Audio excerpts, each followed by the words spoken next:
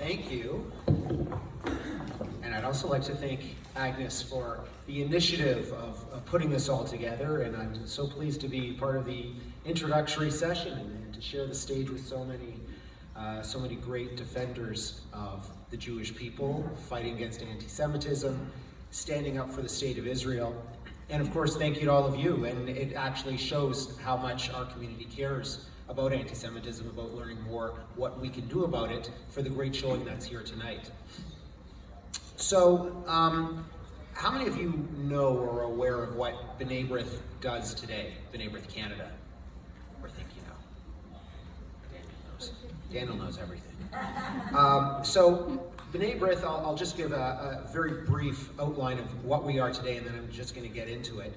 But in the past, since 1875, B'nai Brith has done a lot of things. It's spun off a lot of great organizations, a lot of great community groups, such as Hillel on campus was originally a B'nai Brith entity when we thought that there should be a voice on campus and a place for Jewish students to go to.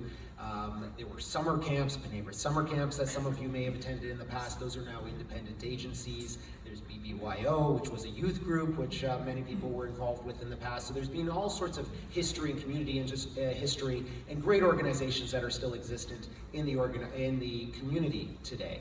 And B'nai Brith is really an organization that's evolved very much over time, seen from generation to generation. What are the major needs of the Jewish community, and how can we evolve in each generation to meet those needs? So even student loans and loans to start up businesses. Honest Eds started off with a loan from the Gemilut Hasidim Association, which was all started off, of course, by B'nai Brith as well, and is now part of the UJA Federation. So B'nai Brith has always been independent of the UJA. We're very proud of our independence, and we're still a national organization, but today we stand on 2 feet of human rights. One is we still do great community work, so you may be aware we have great affordable housing across from Earl Bales Park and some other places within the city of Toronto. We do food baskets on the holidays. We have clothing bins. In fact, there's a clothing bin at the synagogue here.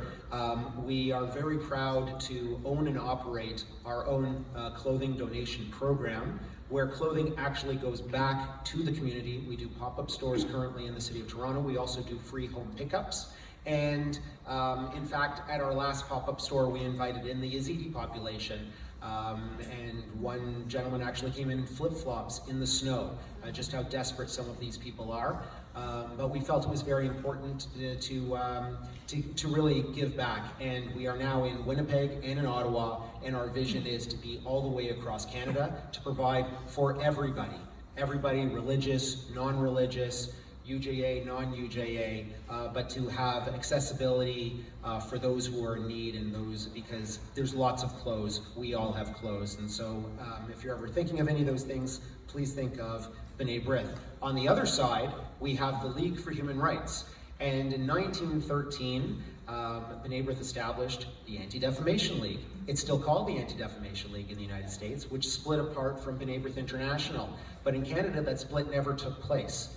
We changed the name to the League for Human Rights, and that's why in Canada, B'nai Brith actually is the ADL. We have that international B'nai Brith functioning and the ADL functioning here in Canada, and that's why every year we produce the Audit of Anti-Semitic Incidents, which is used by the US State Department, StatsCan, the Cantor Center in Israel, NGOs, academics worldwide. When anyone refers to those numbers, those anti-Semitic numbers each year, which last year was over 2,000, the first year we ever went above 2,000 for number of anti-Semitic incidents, that's B'nai Brith that publishes those numbers. And each and every one of those numbers is a real individual that in some way made its way over to B'nai Brith, and that's because we run an anti-hate hotline. Our anti-hate hotline is staffed by professionals at the League for Human Rights, and their job is to, as an intake center, find out what happened, how can we help you, and we assist the community in the best way possible, and to the our best extent possible. If it's criminal, we will sort of hold people's hands and along the line all the way through the trial process. And if it's not, we sometimes explain why. To be honest, we get mental health calls as well, and you have to weed those out, and sometimes things are not anti-Semitic and sometimes they are, and sometimes things are racist for other community groups, and we'll help them as best as we can too, and then sometimes try and pass those on to other community groups within their communities to help them out. But it's a free service to the community, so one of the first things that I can think to do to help is the anti-hate hotline. It's there for everyone. And we have some brochures at the back of the room. The numbers are there, and nowadays it's not just a telephone number, it's of course a website and social media, but if B'nai Brith doesn't know about it, we can't help about it. And the philosophy of our organization is to never ignore, okay? B'nai Brith is not here in Canada today to be friends with anybody. We are here to be advocates for the community. Relationships are very important. We build relationships. We have a full government relations capacity. We have independent research. We have people within our advocacy department. We have a communications team that's fantastic. Andrea's here, maybe live streaming it, I don't know, recording it for posterity. But we have a fantastic team that all works together to try and do an end-to-end solution. We are also an organization that is very happy to work with any other groups that's happy to work with us. So we don't need to, there's more than enough work for us, there's more than enough work for many other groups. And if some other group has taken on a particular issue and they're handling it fine, that's great. If they need help, we're always there to help and lend our expertise as well. And I would add another area. I myself, I'm a former litigation lawyer, and we have a great lawyers network. At the end of the day, if you're going down the line and you're trying to communicate, perhaps with government, perhaps with others, and you can public pressure using the media, but at the end of the day, sometimes you have to go over the wall. And B'nai Brith is an organization that's not afraid to use the courts as well. We've intervened in just this past year numerous cases. I think we did probably a great job by Chabad, seeing as we're in a Chabad synagogue today. I think more people in Canada know about Shmini Atzeret than ever before. We had a federal election on Shmini Atzeret, and B'nai Brith was proud to again, not accept that it was impossible to move the election date. In fact, we won in court. We won in court that there should be a religious accommodation to Jews, because it's not just about the right to vote. Section 7 of the Charter is not just about the right to vote, but it's about meaningful participation in the election process. And those that are Orthodox or traditional were restricted from campaigning on E-Day and campaigning for the candidate of choice, let alone political candidates that were Orthodox and weren't able to participate. So we were proud we won in court. The date wasn't moved, but that's for other reasons, and we're still fighting to ensure that that doesn't take place again in the future. And again, that's part of the B'nai Brith approach, is we're like a little pit bull.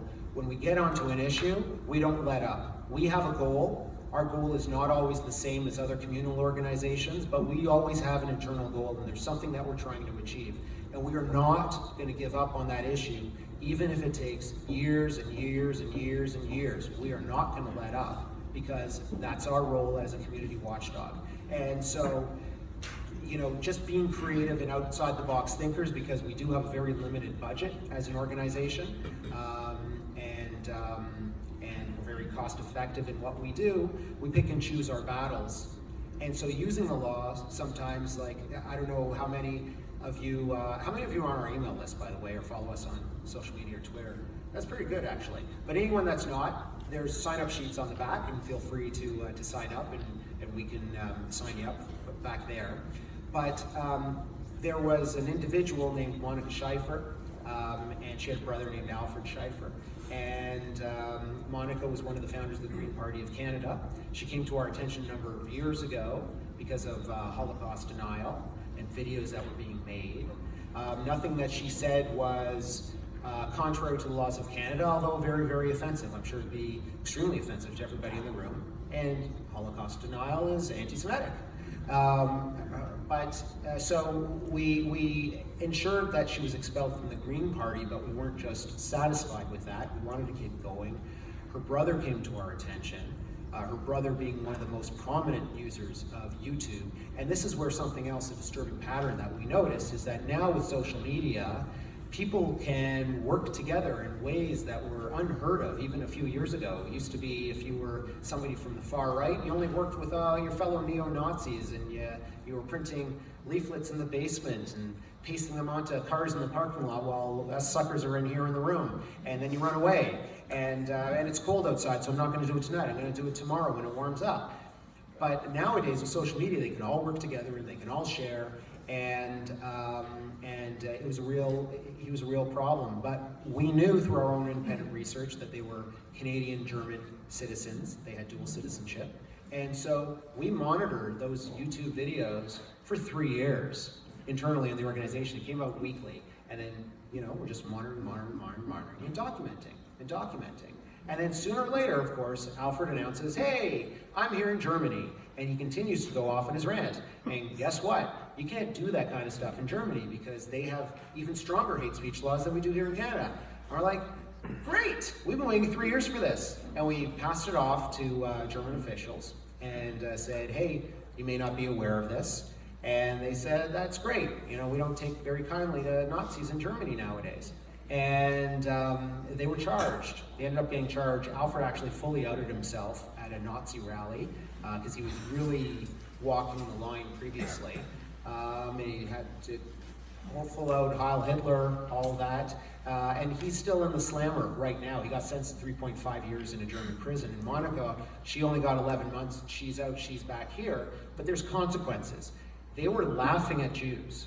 They were laughing at Jews and laughing with their friends and building things up and feeling that there's no consequences to their anti-Semitism. So our position is there needs to be. There needs to be consequences to anti-Semitism. When people, just like we try hardening up our communal institutions, we get security cameras, we invest into security guards, we need to harden ourselves up as a community so that anti-Semites, and anti-Semites are Jew haters, right? When Jew haters come out, they need to understand that this is a community that doesn't tolerate it. It's a community that will enforce their rights.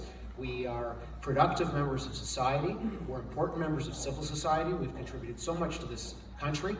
And we demand equality under the law, and we will enforce our rights. And there are watchdogs out there that are watching and are monitoring and are making sure that Jews aren't going to get picked on without consequences.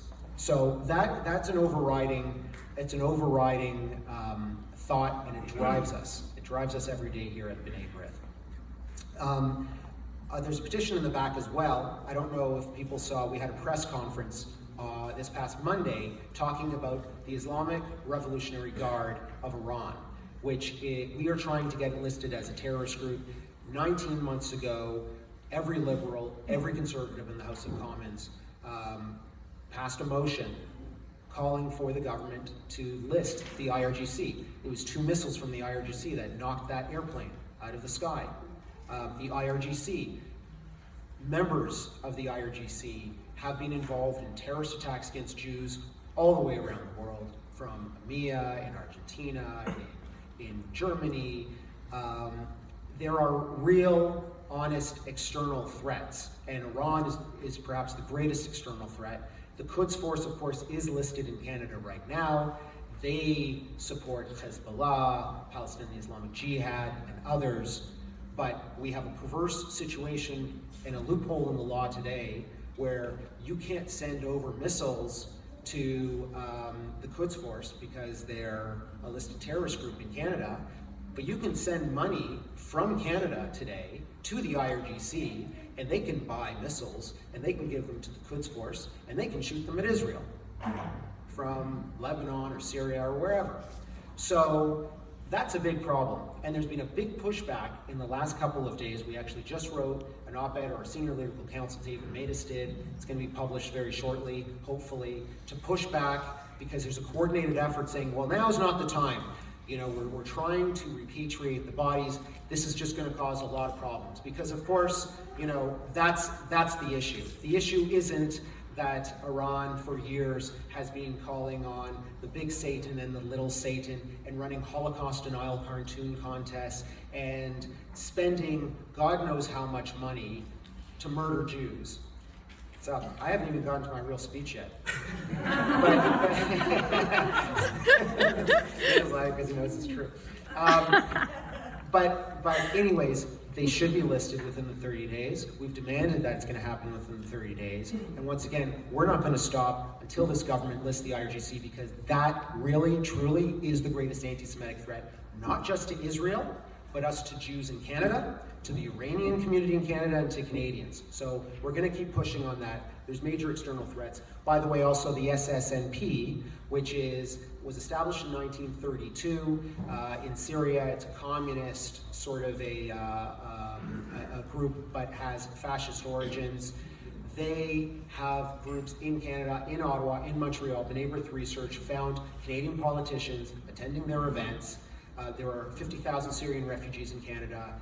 This group is involved in part of the Bashar al-Assad killing machine. They're aligning themselves with Hezbollah. There's all kinds of influences within Canada.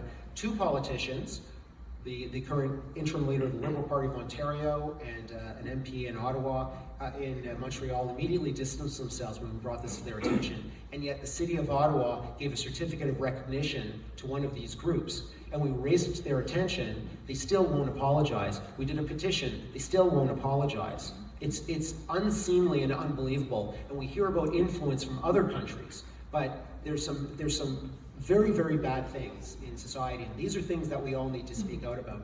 Many of you in the room are involved in social media yourselves.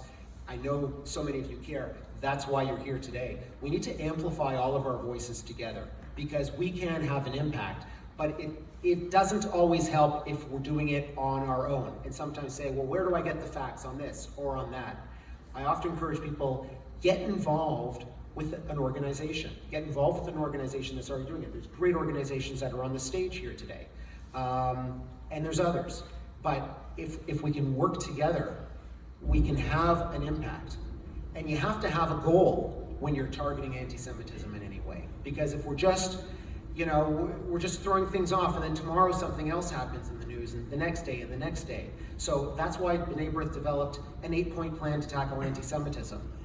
We sent a mandate letter to the foreign minister, and that's available on our website, where we said, here are some other goals. Great, the IRA definition was recognized just this past year. Fantastic, we need that. We cannot combat anti-Semitism, and particularly BDS, if we don't have a definition to go from. But there's more that needs to be done. The United States has set up an anti-Semitism czar, a national coordinator to combat anti-Semitism. That's something that we're calling on the government of Canada to do. It's urgently needed. We know what's happening. We see what's happening in Europe. We see what's been happening in the United States over the last little while. We don't have to wait for that to come here in the same way, because we already know it is here. For those that get our emails, I mean, I was going to go through a bunch of things here, but you see what's happening. There's a lot of things. There's more that's coming down the pipe, and we need to be proactive as a community. So I'm perhaps going to leave it there, and I'm going to say, so just in conclusion, if you see something, say something. Our hotline is designed, we have staff on hand to help with anti-Semitism, so I encourage people to contact B'nai Brith. And if you say, I already contacted another group, that's good too. That's great. Contact everybody, contact the world. But I'm asking, please contact us as well. We can put it in the audit, but the audit is just there for historical purposes. We help each and every case of anti-Semitism to the best extent possible, and we have a tremendous amount of expertise in the organization, and we're here to help. And we can only help if we know about it. So I'd be happy to answer any questions afterwards, and I look forward to hearing from everybody else.